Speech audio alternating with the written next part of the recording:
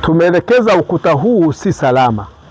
Kwa hiyo shughuli zozote za ujenzi kwenye eneo hili zisimame mara moja mpaka hapo ambapo tathmini zitafanyika kupitia wataalamu wa halmashauri wa idara ya ujenzi, ili wajiridhishe structure iliyopo na inayoendelea kuwepo na reinforcement gani ifanyike ili eneo hili liwe salama kwa mwekezaji mwenyewe, lakini na wakazi wa eneo hili.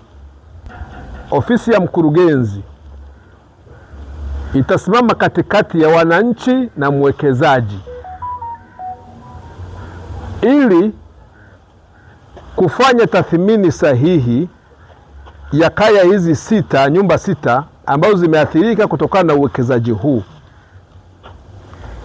na maelekezo haya yatatoka ofisi ya mkurugenzi moja kwa moja kufika kwa mwekezaji, na mwekezaji utakapopokea maelekezo ya mkurugenzi kuhusiana na nyumba hizi kwa maana ya thamani yake na nini kinatakiwa kulipwa mara moja kwa wananchi hawa, utekeleze kama ulivyoniahidi pasina kushindwa.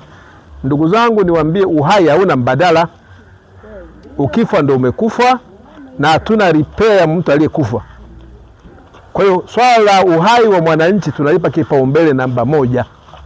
Kwa hiyo nimeelekeza kuanzia sasa hawa watu waondoke. Lakini kesho ni tarehe 7, ni sikukuu najua. Ofisi ya mkurugenzi hamtakiwi kulala. Idara ya ujenzi mko hapa mnanisikiliza.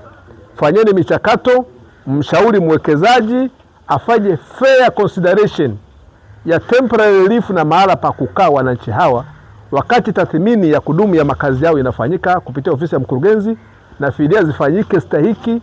Na bahati nzuri mwekezaji kaniambia yuko tayari kufanya hivyo. Mleteni haraka tathmini hiyo na ataifanya ili wananchi wabakie salama. Lakini wataalamu wangu wa ujenzi wamenielekeza kwamba ndani ya mita 10 kutoka pale ulipo ukuta si salama pia. Kwa hiyo maendeleo yote ya ukuta yatarudi ofisi ya mkurugenzi kupitia wataalamu wetu wa ujenzi, yatolewe maelekezo